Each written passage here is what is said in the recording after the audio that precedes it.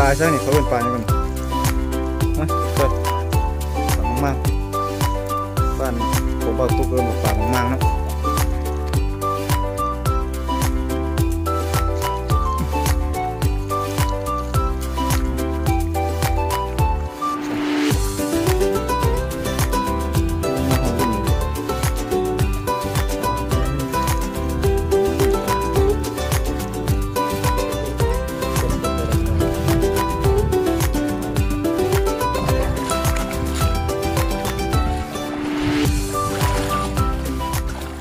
สบายดีท่านผู้ชมพบกับเป่าตุกอีกเช่นเคยวันนี้ทีมงานของพวกเราก็หนีจากโควิดห่างไกลจากโควิดพากันลงมาน้ำโขงนะท่านผู้ชมมาหาปลาตามเคยช่วงนี้ก็ไปใส่มาใส่บ่ได้เป่าตุกก็บ่ได้ลงคลิปมีแต่ว่าลงหาปลาอยู่น้ำเป่าตุกก็จะถ่ายคลิปให้ท่านผู้ชมได้รับชมนำกันเนาะเป่าตุกก็ลงมากับเป่าจ้อยทีมงานวิธีลาวคือกันนะท่านผู้ชมก่อนจะไปรับชมคลิปก็อย่าลืมอย่าพลาดคนที่ว่าใครที่ว่าเข้ามาติดตามรับชมคลิปของเบาตุกก็อย่าลืมกดติดตามกดไลค์กดแชร์กดกระดิ่งแจ้งเตือนทุกๆครั้งเนาะเพื่อจะบ่พลาดคลิปของเบาตุกเดี๋ยวเราไปรับชมติดตามบรรยากาศนำกันเลยท่านผู้ชมพี่น้องหลังจากที่ทีมงานของเราเก๋มากแล้วเนาะตัวนี้ก็มา2 คน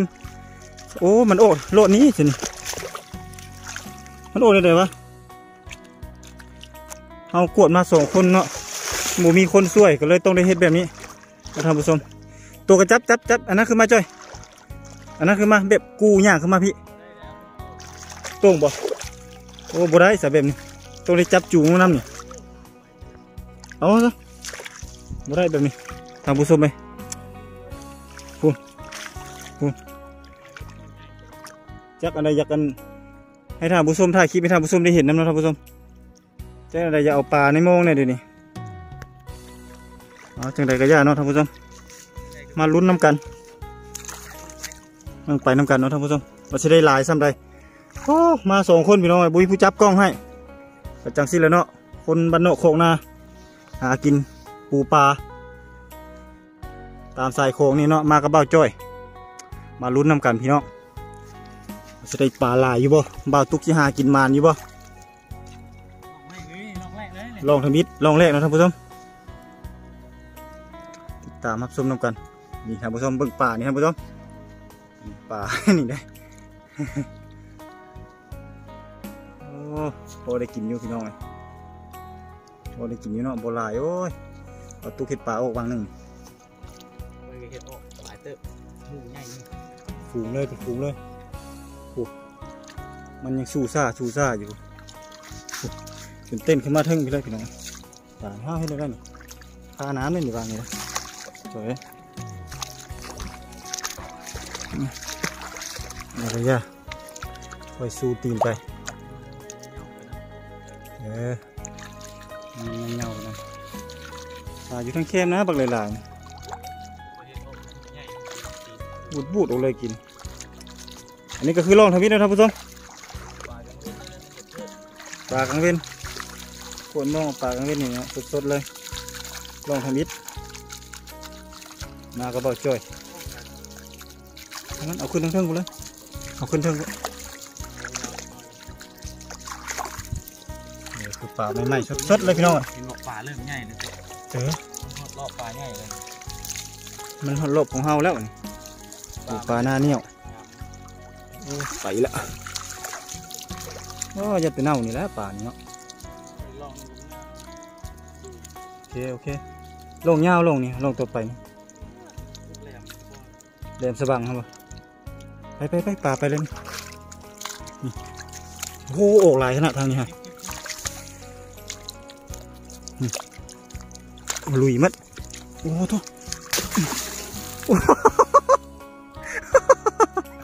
โอ้ยจัดไปแล้วพี่ท่านเลยโอ้ยน้ำเย็นกันสิบอกว่าท้อกันเลยนะตีนเตะน้ำใส่หน้าเดียวแล้วท่านผู้ชมน้ำแพทเพิร์ดพี่น้องเลยเราทุกคนไม่ได้ตั้งใจเนอะตั้งใจเตะปลาขึ้นฝั่งนี่ท่านผู้ชมปลาลายดีนี่ตัวพี่น้องโอ้ยโทษเมื่อน้ำกันนี่พี่น้อง ปลาเท่ๆเนี่ยปลาสดๆใหม่ๆนะหนามเด้ทางฝั่งตอนนี้ก็บ่าวตุกย่างเมากระต้านะท่านผู้ชมกระต้าที่ประตุกปะไว้ตอนนั้นบ่าวจ้อยก็กำลังหาลักเพื่อมาซักลักโมงเพื่อเราจะได้เก็บปลานะท่านผู้ชมปลาก็จะเป็นปลามอง2 เส้นยังน้อยอยู่นะท่านผู้ชมนะมากับบ่าวจ้อย2 คนกับผมมีไปจับกล้องให้บ่าวตุกก็ต้องได้จับกล้องเองลืมเอาขาตั้งกล้องมาก็ต้องแบบนี้ละนี่ก็เป็นบรรยากาศนะท่านผู้ชมกลางน้ำโขงกลางหาดทรายโอ้มาเมื่อนี้กับมานคือเก้าท่านผู้ชมไหมมานกูเก้าอันนี้ก็คือป่าที่ทีมงานของเรากับบ่าวจ้อยเนาะเป็นผู้กวดลงทมิดเลยลงเลยแห้งมานเอาท่านผู้ชมเดี๋ยวจึงไปติดตามส้มน้ำลงต่อไปอีกท่านผู้ชมติดตามลงต่อไปอีกเพราะว่าลงนี่กับซิบูมีไผ่เก็บป่าและทีมงานของเรากันมีแต่2 คนยันป่าเน่าเนาะตอนนี้กับเวลา10 โมงตอนกลางเว้นนะท่านผู้ชมเดี๋ยวบ่าวตุกจะเก็บป่าก่อนจะไปถ่ายบรรยากาศตอนเก็บป่าให้ท่านผู้ชมได้รับชมเนาะเดี๋ยวจะไปรับชมในโรงที่2กันเลยท่านผู้ชมเดี๋ยวอันนี้ก็คือโรงที่2เนาะท่านผู้ชมบ่าวตุกกับบ่าวจ้อย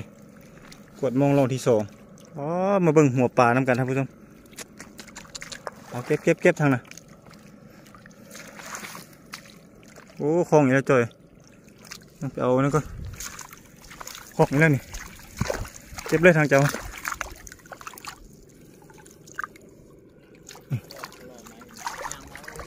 ใส่โอ้ป่าใหญ่ออกกินใส่เขาลอยอยู่ใส่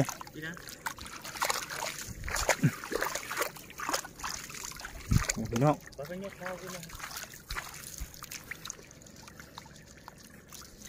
มาเบิ่งป่านำกันพี่น้อง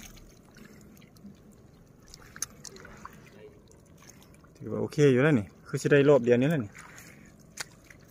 มานพี่น้องตัวมาเบิ่งป่านำกันพี่น้องโรงที่2นี่ก็มานอยู่พี่น้องไงคืออยู่ป่ากันเนาะ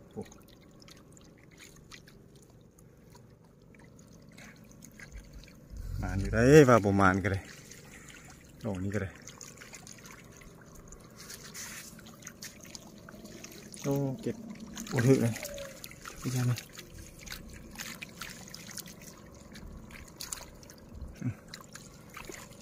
น้ำจับไหมน้ำใส่น้ำ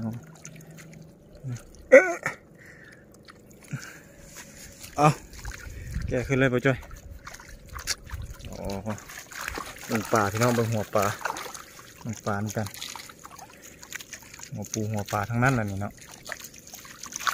โอ้ออกสับปล่อยมันไปเนี่ยน้องเอ้ยเต้นจากเลยปลากันโอ้ตุ๊กไปมัด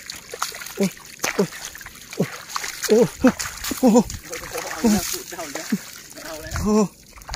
อ๋อพี่น้องเลยรอบนี้ก็พอได้อยู่ได้กินเนาะนี่ก็คือปลาโลงที่2พี่น้องมันความอุดมสมบูรณ์ของป่าน้ำโขงท่านผู้ชมเลยปลาใช่เนี่ยเขาเอิ้นปลาอย่างนี้ฮะเจ้าปลามังบ้านของบ่าวตุกเอิ้นว่าปลามังเนาะเดี๋ยวย่างไปเอาอันนั้นก็กระต้าก่อนกระต้าปลาไว้ไก่รีได้ท่านผู้ชมไหมอยู่แต่เทิงหมดแล้วย่างไปเอาก่อน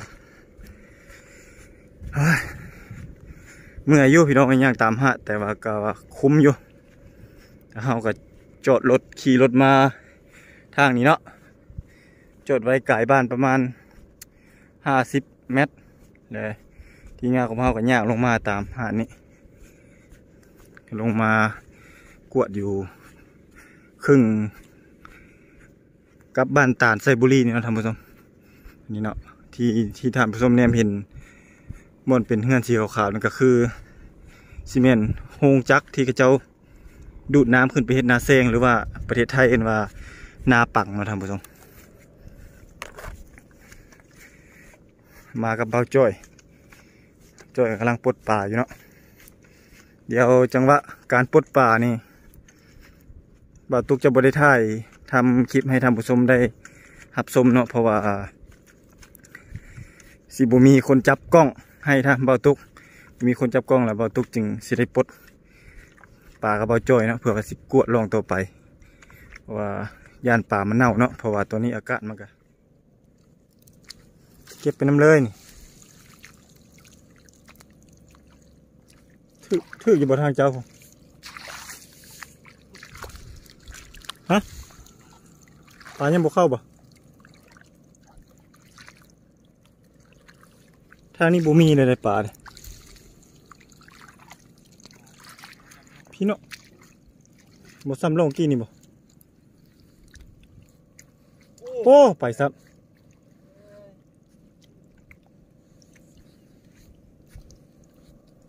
นี่ป่ายังเป็นหมู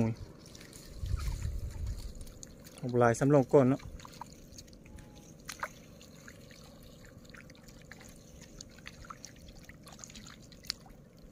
โอ้เป็นหมูอยู่ฟูงเลยป่าแล้วเพื่อน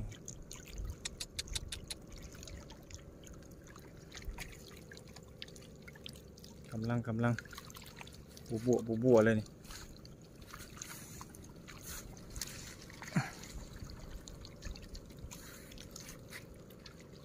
ถือเขาเทิงไปเลย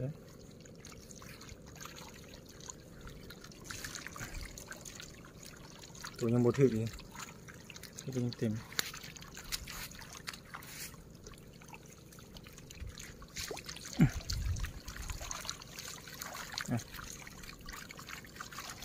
ไปอ๋อลงนี่ก็สุดยอดเลยนะ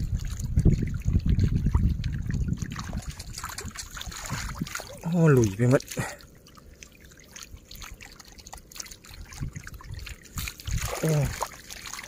โอ้ตุ๊กโอ้ลายที่บนนี่โอ้โหมันโคลายเท่าบนนี่ตีโม่งอ่ะนี่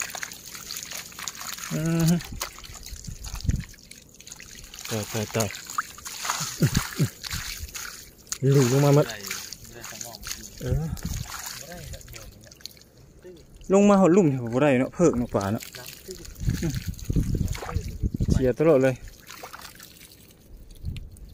เขาลงมาหดลุ่มนี่แหละป่าบ่อยากมีป่าเต้นบ่อนเข้านี่เนาะบ่อนเข้านี่นะเข้ามองนี่นะเข้าหอดนะไก่ผู้คันว่างลุ่มสิบางที่อีกจังหวะหนึ่งเก็บปลาก่อนก่อนนี่โยนเลยปลาลงเลยกันพอได้กินเก็บปลาก่อนพี่น้องลองสุดท้ายลองนี้เฮาก็ขึ้นเลยนี่ทางผู้ชมหลังจากที่ทีมงานของพวกเฮาเนาะได้ไปกวดมองมากับเป็นจำนวนอยู่สามโล่งเนาะท่านผู้ชม3โล่งก็สิได้ปลาประมาณนี้เนาะเดี๋ยวบ่าวตุ๊กจะพาท่านผู้ชมไปเบิ่งวิธีล้างป่าเนาะ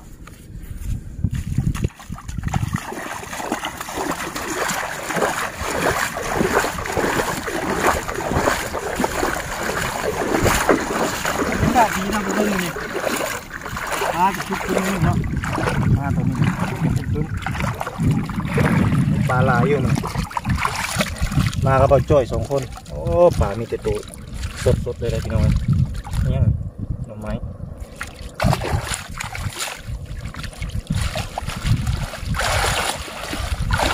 โอ้ปีกาเองหลายตัวซิกข้างนะเห็ดซิก2 ข้างเห็นแบบนั้นซิกเรื่อยๆไปเรื่อยๆเลยเดี๋ยวมันออกหลอดเอาเองตัวนี้มันโอ้ดูเปิดมีมาหัวนี่ไหมระวังปักมืออีกใดฮัลโหลยานยังปลาปล่อยปลาไปแม่นบอกปลาบอกเดี๋ยวปลาเลย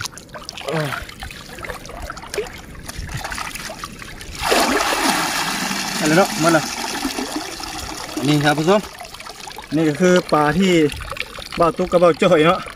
ไปกวดมาได้สำนี้เลยครับผู้ชมประมาณ5 โลบรุษประมาณโอ้กวดได้นี่5 โลนี่เลยเกือบเต็มกระต้าพี่น้องเลยนักเตอะส ำหรับท่านผู้ชมเนาะที่ว่าเข้ามาติดตามรับชมคลิปของเบาตุกคลิปนี้ก็อย่าลืมกดติดตามกดไลค์กดแชร์ส่งวิถีลาวของพวกเราเนาะเพื่อจะบ่พลาดคลิปใหม่ๆของพวกเราแล้วก็กดกระดิ่งแจ้งเตือนเนาะท่านผู้ชมสำหรับคลิปนี้ก็สิขอจบไว้เพียงเท่านี้นะท่านผู้ชมพบกันใหม่คลิปหน้าสบายดี